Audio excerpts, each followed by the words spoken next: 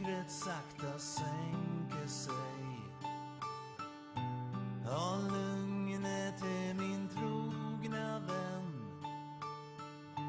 Då vet jag att jag längtar till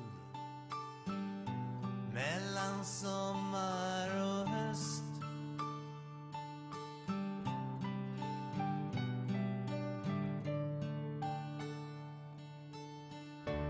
Mellan sommar och höst finns en stig jag kan vandra i en tid av förändring,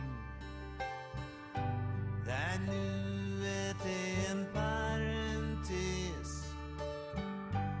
Mellan sommar och höst, där jag nu befinner mig, men där jag även väntar mig att en ny vår ska